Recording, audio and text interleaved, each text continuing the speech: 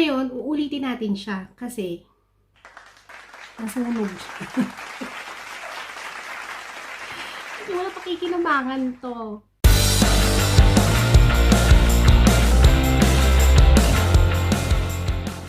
Hi! Good morning! We have another dish. Samahan niyo ako at tuturuan ko kayo kung paano gumawa ng gnocchi. Gnocchi is one of the variety of pasta here in Italy. Usually, it is made of potatoes and flour or semolina, yung tinatawag nilang semolina. But this time, instead of potato, gagawa ako ng kalabasa. Made of kalabasa ang aking gnocchi. So, kung ang inyong anak ay hindi mahilig kumain ng gulay, maraming alternatives para mabigyan nyo sila or mapakain nyo sila ng masustansyang gulay. So, di ba yung iba, ang ginagawa nila yung burger nila, may mushroom, or merong mga grated carrots. So, this time, pwede nyong itry to. Madali lang naman siya. Pwede nyo siyang itry. Pasta made of kalabasa. They call it gnocchi. Okay? Samahan nyo ako. Tuturo ko sa inyo step by step kung paano siya gawin. Yung simple lang. Okay? So, first, ginagawa ko para hindi matubig yung yung kalabasa ko. Pag pinalambot ko siya, binibake ko muna siya. Sa sa oven ko siya niluluto. Mga 180 degrees, gano'n. Tapos, tinatansya-tansya ko lang kung malambot na siya. Pwede nyo naman din siyang pakuluan.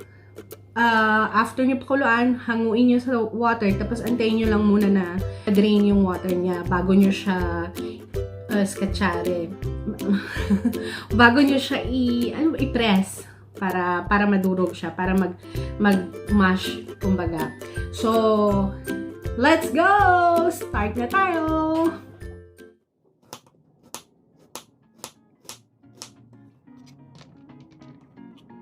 So, we have to cut our kalabasa into small thin pieces para madali lang siyang lumambot. Then, we'll bake it to 180 degrees Celsius for about 15 minutes. Depende pa rin sa oven mo. Pero mas maigi pa rin na i-check mo from time to time para hindi masunog.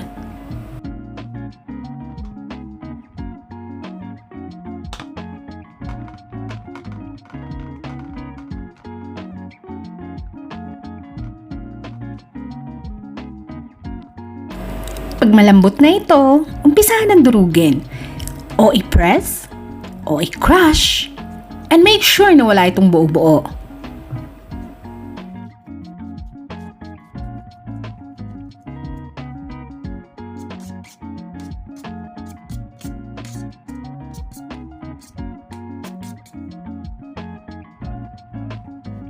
So, ito na ang bubuo sa ating gnocchi. 250 grams of all-purpose flour, 1 egg,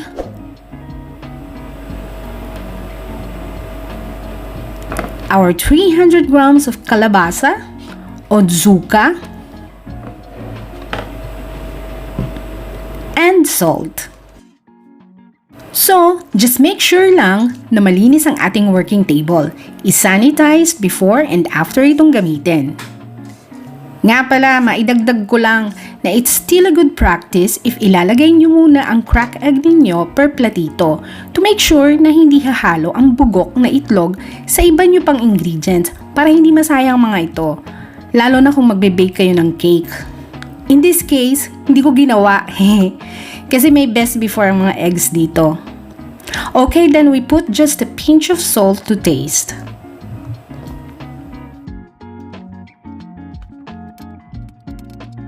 Let's start to mix our dough. Huwag ilagay ang buong flour at once, ha? Kailangan konti-konti lang muna. Kasi, ang secret to a delicate, melt-in-your-mouth gnocchi is just the right amount of flour kasi pag sobra sa flour, titigas to. And don't overmix, hindi naman tayo gagawa ng tinapay. Kailangan, pakiramdaman mo. Dapat, the ingredients are fully incorporated, soft and smooth to the touch, and medyo sticky pero hindi yung sticky na hindi mo na ma-form.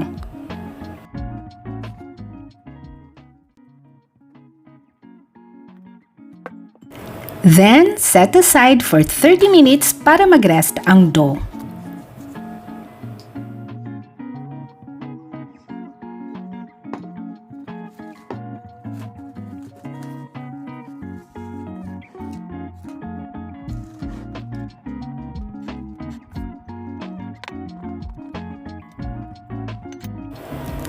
Now it's time to cut them in pieces bago lutuin.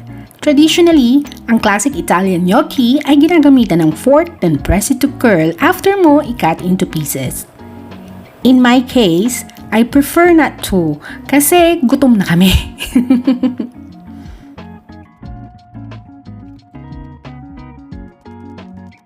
Ay, bago mo nga pala hiwain ang dough mo, dapat nagpakulo ka na ng tubig sa kaserola that time para pagtapos mo maghiwa, diretso na sa kumukulong water ang gnocchi mo.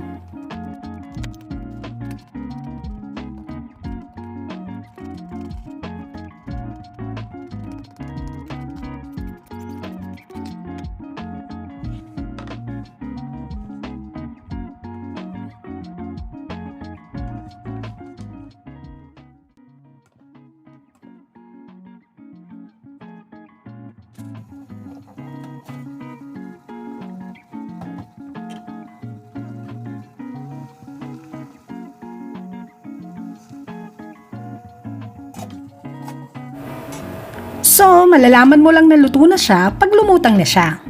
Parang palitaw. Parang boyfriend mo lang lulubog lilitaw.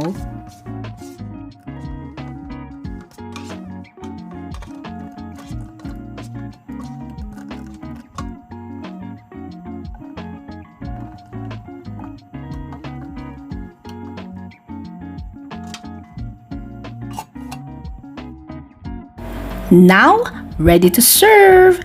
Pwede mo siyang lagyan ng pesto, o kaya creamy white sauce or melted gorgonzola cheese, or the traditional red sauce.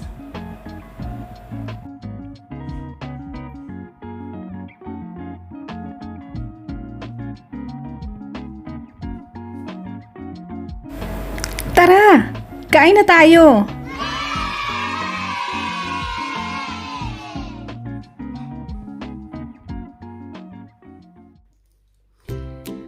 So, that's it for today. Our gnocchi kalabasa o zucca para sa mga Italiano. So, sana nadalian lang kayo sa procedure. Sana magawa nyo rin siya. And if you have any suggestion, comments, or recommendations na gusto nyo pang gawin ko, please comment down below. Okay? So, our recipe is nandyan lang sa ating description below. Check nyo na lang. So, for now, tikman natin kung ano ang aking napili ay ang pesto. Okay?